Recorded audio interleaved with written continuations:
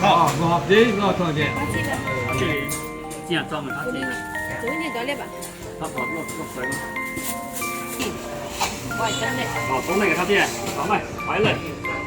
那还买完蛮成好买。我要一小节就好了。这样吧。这个，这个我要这个。呀，哎，我俩动腾，特精啊！是。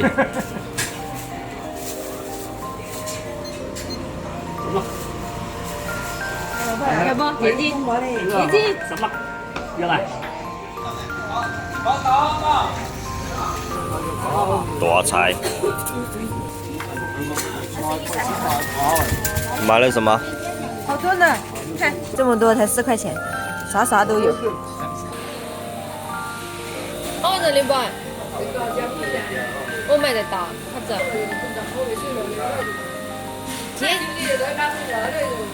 哎，几道有多两啊没？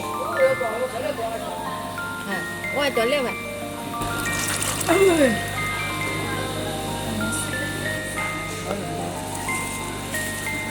这马老也是来做辣的，哎呦，我们这大的管管这比较香了吧？甜了讲。看不来。来，你马来加了，我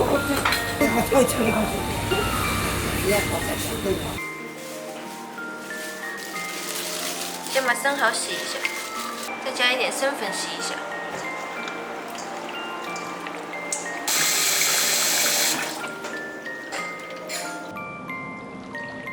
现在把粉丝泡软，用开水泡比较快。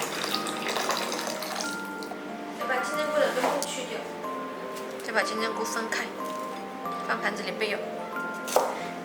再切一点葱段，再切一点葱花备用。洋葱切一半就好了。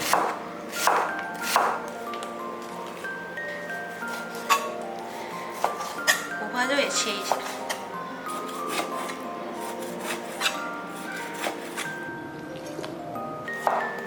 再切一点蒜末。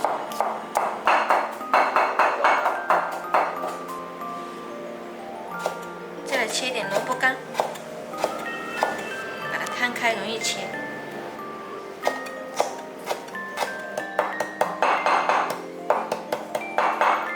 萝卜干也跟蒜末放一起，再切一点小米椒圈，切好的配料来淋上热油，再来加2勺生抽、2勺鱼露，再来点胡椒粉，把它搅拌均匀，放一旁备用。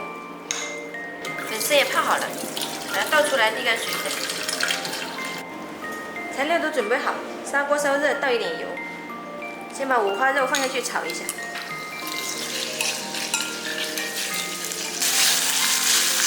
五花肉炒出油后，下洋葱、葱蒜，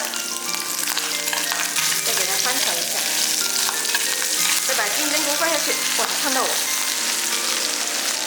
再把粉丝铺在上面，再放生蚝，再把酱汁铺在上面，